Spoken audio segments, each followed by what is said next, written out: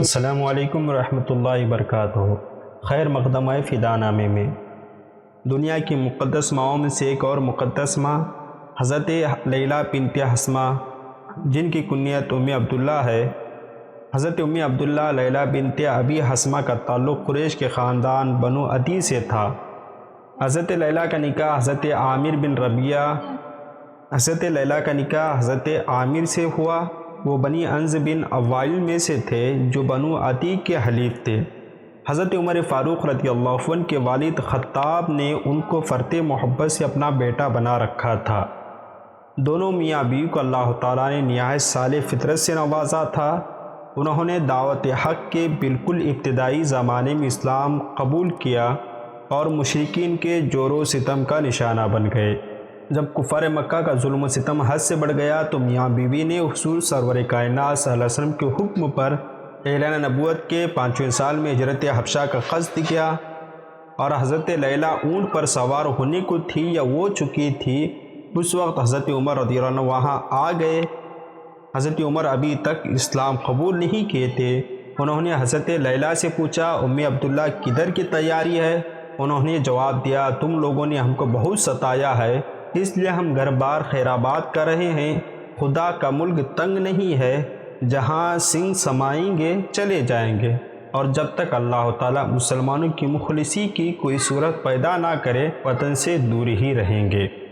حضرت عمر کو ان پر بہت ترس آیا۔ انہوں نے کہا، اللہ تمہارے ساتھ ہو۔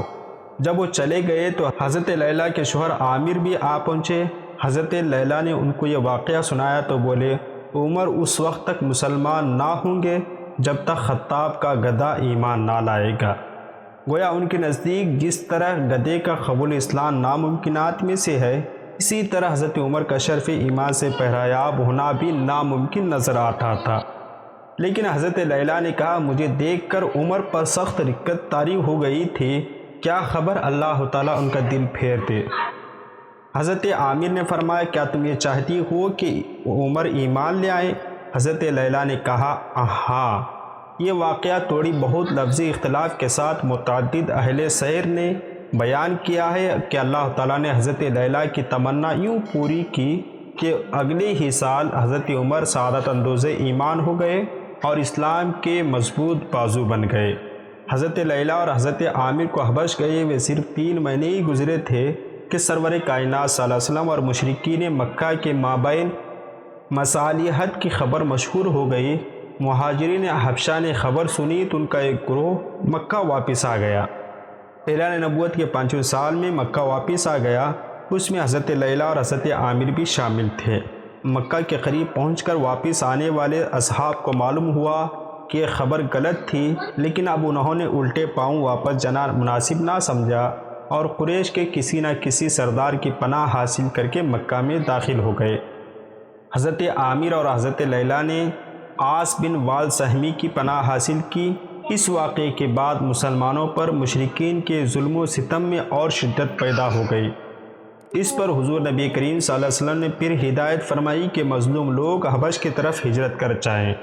اعلان نبوت کے 6 سال کے آغاز میں تقریباً 100 مظلومین کا ایک قافلہ عازم حبشہ ہو گیا۔ اس دوسری ہجرت حبشہ کے مہاجرین کی فہرست میں بھی تمام اہل سیر نے حضرت عامر اور حضرت لیلہ کا نام صراحت کے ساتھ لیا ہے۔ حبشہ میں چند سال غریب الوطنی کی زندگی گزارنے کے بعد حضرت عامر اور حضرت لیلہ کچھ دوسرے مسلمانوں کے ہمراہ حضور سرور کائنات صلی اللہ علیہ وسلم کی ہجرت الی المدینہ سے کچھ عرصہ پہلے مکہ واپس آ گئے۔ پھر چند دن حضور نبی کریم صلی اللہ علیہ وسلم کا اذن پا کر مدینہ منورہ کی طرف مستقل ہجرت کر گئے۔ علامہ ابن سعد کاتب الواقدی کا بیان ہے کہ مدینہ منورہ کو ہجرت کرنے والی خواتین میں حضرت لیلہ بنت ابی حسمہ کو اقلیت کا شرف حاصل ہے۔ مورخ ابن اسیر نے حضرت لیلہ کی اس امتیاز کا ذکر بھی خصوصیت کے ساتھ کیا ہے کہ قدیم الاسلام ہونے کی بنا پر انہیں قبلہ اول بیت المقدس کی طرف منہ کر کے نماز پڑھنے کا شرف بھی حاصل ہوا۔ فی الحقیقت یہ امتیاز سارے ہی سابقین اولین کو حاصل ہے۔ ایک روایت میں ہے کہ ایک دفعہ حضرت لیلہ بنت ابی حسمہ نے رسول کائنات صلی اللہ علیہ وسلم کے سامنے اپنی کمسن فرزند سے کہا، یہاں آؤ میں تم کو کچھ دوں گی۔ حضور سرور کائنات صلی اللہ علیہ وسلم نے فرمایا تم اس کو کیا دینا چاہتی تھی؟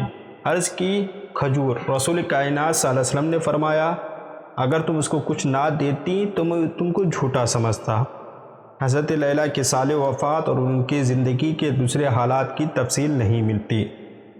آپ سے درخواست ہے کہ آپ اس ویڈیو کو لائک اور شیئر ضرور کریں۔ السلام علیکم۔